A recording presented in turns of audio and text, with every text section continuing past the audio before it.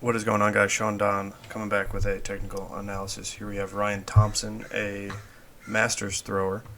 Not much else to say, so let's take a look. He says he still does some Masters pentathlons and stuff like that, which is dope. Yeah, 2 lines, 3 turns, 3 heels. Yeah, not too shabby. Yeah, he said he's kind of looking for something to focus on and hammer. Doesn't really have much direction in terms of what he should put his focus on. One more time, real quick.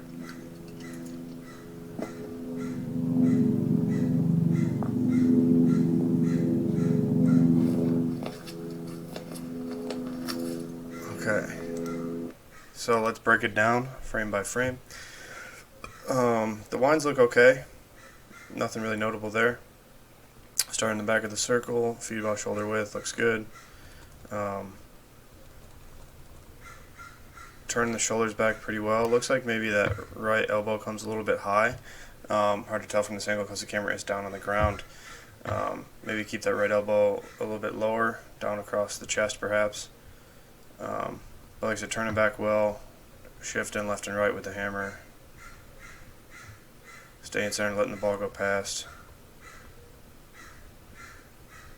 Turn the shoulders back good here still. Centered. Left side set up. You could be just a little bit more patient with that head. As you can see, head's looking at 0. Shoulder, like your left side's lined up well. Left shoulder, hip, knee, ankle, all that stuff's pretty good. But you can see this head leading. So like shoulders are at 0, hips are at 0, everything else is lined up at 0. Head's a little bit ahead of everything, and the ball is a little bit behind, but you do a good job of staying patient. But one thing that I'm a fan of is not using that head to turn. That's kind of a compensation in my opinion. But that being said, like your entry does look pretty solid. Like I said, left side's lined up. And you can see you could maybe get this right leg turning just a little bit more. You can see a lot of the rotation comes from the left leg. It's very subtle, but left leg, so ball goes through 0, right foot turns. And then like if you, weird abstract mathematical stuff, if you think about, let's say if the left foot turns, you know, an abstract number of units, let's say y is the number of degrees that your left leg turns. Your left leg kind of turns at like 2y, whereas your right leg kind of just turns at y, if that makes sense. Very abstract mathematical stuff. I don't know why I'm going into that right now. But yeah, so you just see left leg turn a little bit more, especially towards the end of double support. Left leg turns a little bit more, where this right leg gets just left behind just a little bit. Basically what you need to do is kind of think about this right femur kind of turning with the hammer wire a little bit more. So as you can see, the angle between the femur and the hammer wire gets greater as the ball goes left. Femur is still pointed just back at about 0. Hammer is about 30, 45 degrees past, 90 degrees past. You know, you can see the separation, the kind of the difference between the right femur and the wire.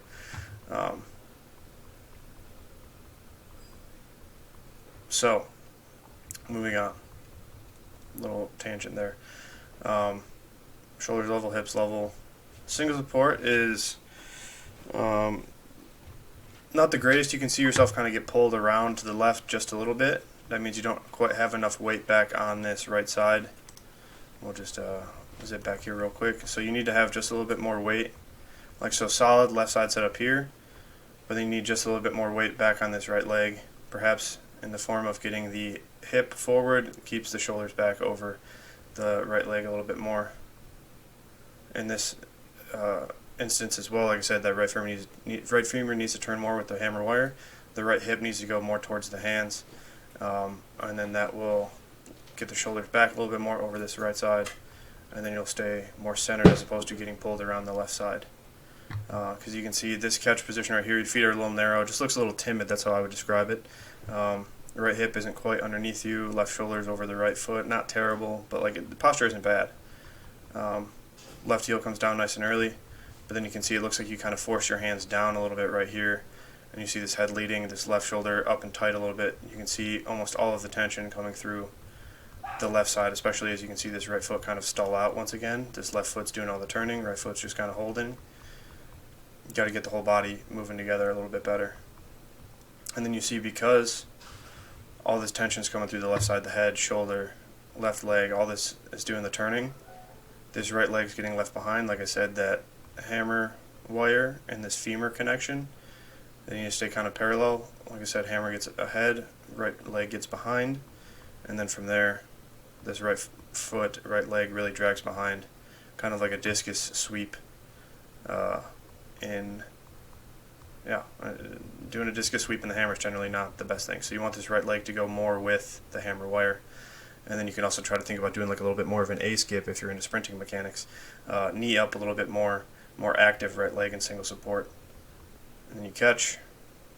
This is a little bit better, wider base. Hips a little bit more underneath you, shoulders more centered. You do over rotate a little bit, as you can see. If you look at the foot position, your right foot's a little bit closer towards the camera compared to the left foot. Very slight. That's a sign that the left side's doing too much and that's causing you to over rotate. And then from there, like I said, you catch just before 270, which is okay. That's satisfactory, you know. Checks the box, if you will. But this little bit of over rotation in the lower body is going to cause this left side to pull even more.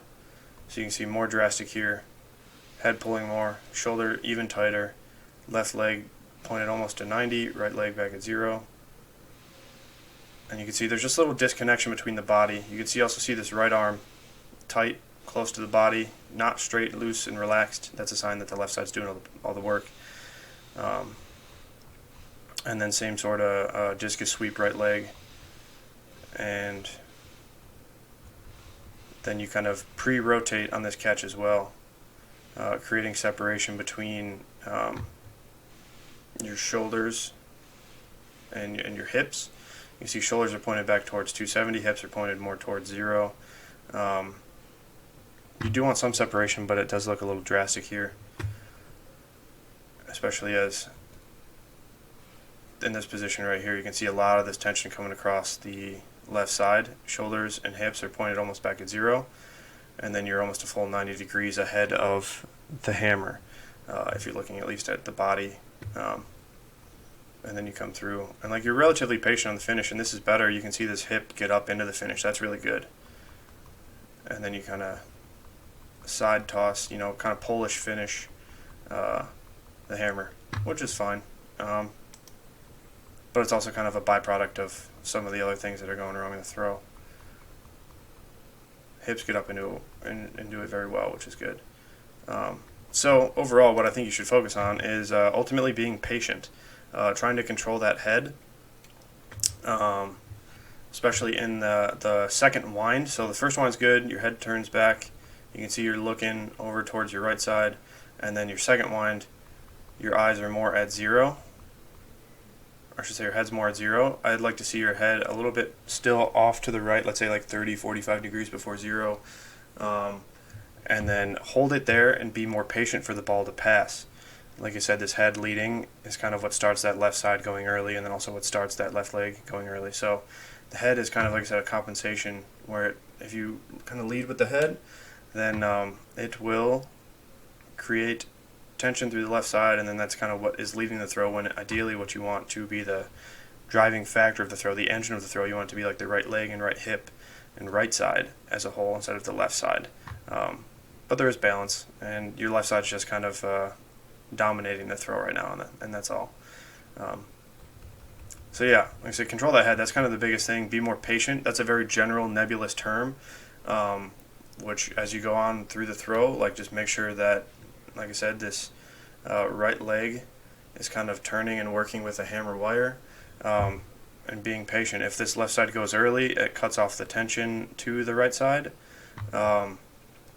which, like I said, you just got to be patient. If you're not patient enough, you're not going to be able to feel that right side working. And by patience, I mean like literally, like I said, just slowing down the body a little bit, because your body's just going a little bit too fast for the ball. And that gets accentuated as the throw goes on. So it starts a little bit in the entry. It gets more drastic after the first catch, and then it gets more drastic after the second catch, right there, and then it gets most drastic in the third catch, and then in the finish.